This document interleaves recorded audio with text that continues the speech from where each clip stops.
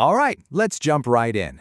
Today, we're going to talk about someone who is, somehow, one of the most famous and most mysterious figures from ancient Greece. Her name was Aspasia of Miletus. I mean, you have to picture this. We're in the golden age of Athens, a world completely run by men, and yet here's this woman, Aspasia, and her name is right up there with the biggest thinkers and leaders of the day. And get this, she wasn't even from Athens.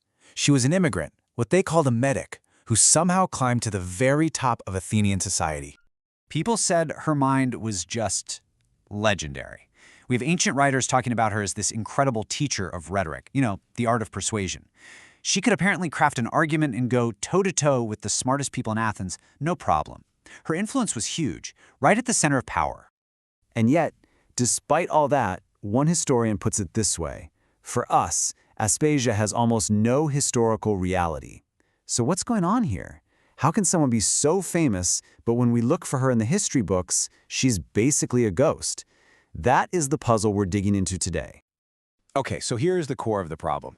Aspasia is a phantom. Why? Because we have nothing written by her, not a single word. Everything we think we know comes from other people, and guess what? They were pretty much all men. And this is so important to get. These sources are not unbiased journalists. Not even close. We're talking about comedy writers trying to get a laugh or philosophers who are basically using her as a character in their own stories. They all had an angle, an agenda. And some of them were writing hundreds of years after she was even alive. This next part just says it all. If you pick up a modern, full-length biography of Aspasia, you know how many pages are based on what we can say for sure about her life? 9. Just 9 pages. The rest, it's all speculation. It's historians trying to piece things together from those really biased accounts. So when you have so few facts, what happens? People fill in the blanks. And that's exactly what ancient writers did. They basically created two completely different, totally opposite versions of Aspasia. It's like there were two camps. On one side, you've got the comedians of the day, guys like Aristophanes. They portrayed her as this super sexualized, and because of that, super dangerous woman. They called her a prostitute, a brothel owner, basically a seductress who had powerful men wrapped around her finger. You see what's happening here. In their version, her incredible intelligence gets twisted into being just sneaky manipulation. Her power doesn't come from her brain, it comes from her body. She becomes this perfect scapegoat for all the things that made Athenian men nervous. But then you flip the coin. You look at what the philosophers, Plato, Xenophon, were writing, and it's a completely different story. In their work, Aspasia isn't some seductress. No way. She's an equal, an intellectual powerhouse, a respected teacher who, get this, even the great Socrates supposedly took lessons from. So at these two completely clashing stories, trying to write a simple biography of Aspasia is, well, it's like trying to build a house on quicksand. Seriously, every single major point in her life is a big question mark. I mean, just look at this timeline. Every step is up for debate. We're pretty sure she was born in Miletus. Okay, but why did she move to Athens? We have no idea. And her relationship with Pericles, the most powerful man in Athens, was she his wife? His concubine? A courtesan? The laws back then made it really tricky for an Athenian to marry a foreigner, so we just don't know. And what about her most famous story?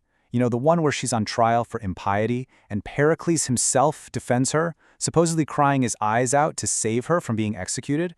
It's an amazing, dramatic scene, right? Well, a lot of historians now think it probably never even happened.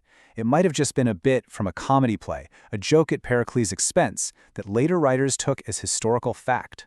Wild. So what happens when you have a historical figure who's basically a blank canvas? Well, every generation that comes along paints their own picture on it. Aspasia becomes a kind of mirror, reflecting the hopes and fears of whatever era is looking at her. It's incredible how much she changes. From medieval scholar like Heloise, she's a hero of the mind. Then you jump to the Victorian era, and they totally sanitize her story. Now she's the perfect, respectable wife. Then the feminists of the 20th century see her as a trailblazer, fighting the system. And now, in things like video games, she's often right back to being that powerful, seductive courtesan. It's a total cycle. Okay, so maybe to get to the bottom of this mystery, we've been asking the wrong question all along. Maybe the question isn't, who was the real Aspasia? Maybe the better question is, why can't we know who she was? And the answer, well, it has everything to do with the system that wrote history in the first place. There's a key concept here. Androcentrism. It's a big word, but it's a simple idea. It means that for most of time, history has been written by men, about men, from a man's point of view. The male experience is treated as the default human experience. And so, women's stories? They either get ignored completely or they get twisted to fit into narratives that make sense to men. So, let's pull it all together. We have the two competing portraits, the scandalous sinner and the brilliant saint. We have huge gaps in the actual historical record, and we have centuries of people remaking her in their own image. So who was the real Aspasia? The honest answer? We can't ever really know. The sources we have are just too biased, too incomplete, and written too long after the fact. The real Aspasia, the person herself, is pretty much lost to history. But that leads us to the much bigger, more important question. Why can't we know? And this is the real takeaway from her whole story. The fact that she's a ghost isn't some random accident. It's a symptom of how history has been written. Think about that quote. We have to look for the noises that disrupt the story of male dominance. Well, Aspasia is one of those noises. She's a disruption in the matrix of history. Her story, as messy and fragmented as it is a perfect case study of what happens when a woman becomes too smart, too influential, too powerful. Her story gets distorted, it gets sexualized, or it just gets erased. So, you see, looking at Aspasia isn't just some dusty history lesson. It's really a lesson in critical thinking for us, right now. It forces us to ask, who gets to write history? Whose stories are considered important enough to tell? It shows you just how crucial it is to have more voices, more perspectives in our conversations today. And in the end, the mystery of Aspasia isn't really about her. It's about us. Her story is a challenge. It's telling us to listen harder for the voices that are on the sidelines, to pay attention to the people who mess up our easy, comfortable narratives. And it leaves us with a really important question. Whose stories are we still not hearing today?